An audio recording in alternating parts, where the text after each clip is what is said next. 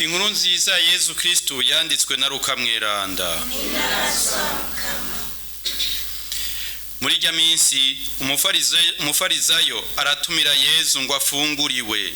Araheza Yezu arinjira aricara. Wa mufarizayo aratangara kuko atarinze gukaraba atarafungura. Umukama aramubwira ati, mwebwe abafarizayo mwoza ugwato n'inkoko inyuma gusa, naho imbere mwuzuye ubusuma n'ububisha. Mwabijujumwe, mbega uwaremye ivy'inyuma ntiyaremye n'ivy'imbere? Nimupfume mutanga ibiri imbere mu bihaboro, niho vyose bizobabera vyiza. Dushemeze ijambo ry'Imana.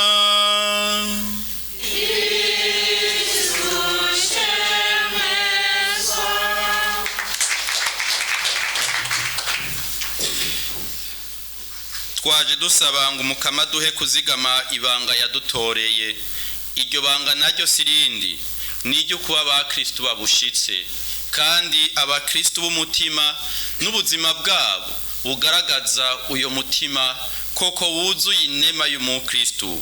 Iyo mitima yuzuye Kristo nyene.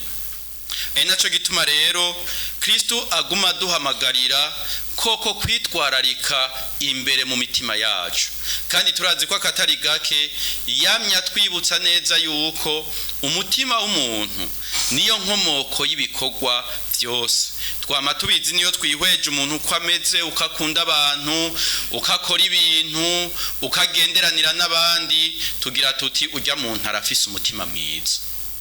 Niko twama tugira. Naco gituma rero Yezu ashima ko tumuhereza iyo mitima yacu kugira koko ayigire myiza. Kandi turazi yuko muri bwa buhigwe Matayo atwigisha tubwira ati, hahiriwe abari n'umutima mwiza. Rero Yezu arashima gose ko duhurirana n'ico umutima wacu uri, kuko ukudahurirana n'uko umutima wacu umeze bica bibubwiyorobetse. Naco gituma twumvise muri inkuru nziza Yezu agize inyifato, dufatiye kuri twebwe abantu ko tubona ibintu twaba tugira ko ari inyifato itabereye. Iyumvire nk'ubu twatumiye nk'umushitsi, tukamutumira mu rugo iwacu, agaca atangura kuduhinyura adutora amakosa, agatangura kubona imisengesenge iri no mu mbari, agatangura kubona ko amasahani yacu atogeje, mbere agaca atangura no kwinuba ingene twebwe tugira mu kwinjira muri saro, ingene twicara, ingene abavyeyi bicara, ingene abana bicara. Ivyo vyose agaca atangura kubitora amakosa, mbere agaca agira kukubwira kuri n'ikijuju. Wohava ugenda utamwirukanye umubwira uti mvira mu nzu. Ati rero naguhamagaye ngaha kugira ngo untuke. Hariho rero ivyo twita ngo inyifato ibereye. Umuntu watumiye aji wawe, kandi ndazi ko twese niko tugira, agerageza kwinjira mu ndinganizo y'ugo rugo. Uko mugira nikagira. Asanze mwicara ku kirago yicara ku kirago, ntaca atangura kuvuga ngo nocafura, ahandi haba yareka kuza. Asanze mwicara uko mwicara nuko nyene. Imbere yo kwinjira mu nzu mubanza mugakunkumura ibirato ku gatapi kamwe kanditse ko welcome, nawe nyene agira uko. Mubisiga hanze nuko nyene. Mbere aragerageza akitwararika gose kunamenya nibibanezereza kugira ngo abe ari ivyo akora, kugira ngo munezerwe, ntaze kubabihiriza igiteramo canke ngo ababihirize urubanza. Mbere ari nagahewo mubwira uti none wewe nta n'ivyawe, agaca kwishura terega nari maze iminsi ndavyumva.